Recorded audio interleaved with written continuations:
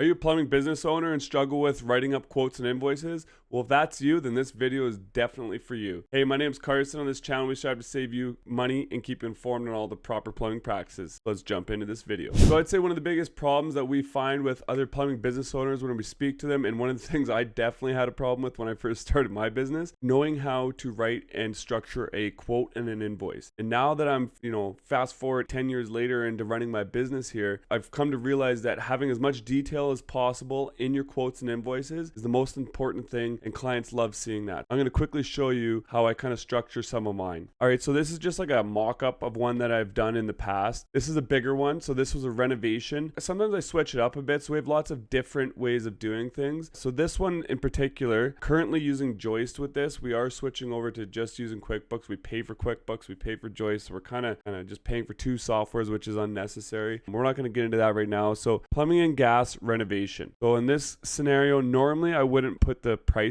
in for each one, but the client specifically asked, and because it was a bigger one, I was able to do it. I didn't mind that much. So I broke down how much each one was. It doesn't hurt for also progress billing when you bill them, when you get all your water lines done, you know how much to bill them. And then we had a recirc line, mechanical room work, kitchen work, master bathroom. So what I do when I talk to a client or a builder, I get them to explain, we go through the job, or if it's an email or whatever, they're sending pictures, however it works out. I don't always go and look at jobs, but bigger ones like this, I do like to look at them. If there's smaller ones, I usually just ask for pictures and ask for detail of what it is that they want done. I know how much and what to put into my quotes and invoices. So when I'm estimating a job, this whole one, we got a main bath. This was like almost like a full gut renovation. There's a ton of stuff going on. This kind of information is time consuming to type out. What we've done, so I'll show you another one. This one's actually a plumbing and gas new construct. So I start with my gas line. I just tell them, I put down what I'm doing, 2 furnaces, hot water tanks. This was a much bigger job than I'm always doing. But this type of stuff, we have it preset. So when I go into here, I go to my items, and if I type in plumbing new construction, or you just new construction, boom, it's filled out, ready to go. And I just add this every time I do a new construction plumbing quote. I will just adjust accordingly to what it is that I'm doing within the job. What we've done is we've actually taken every single one of our line items that we would use every single day. We have put it into an Excel spreadsheet. There's 47 of them already ready to go, pre-made for you, ready to go, 47 line items. The beauty of this, you can just import them right into QuickBooks.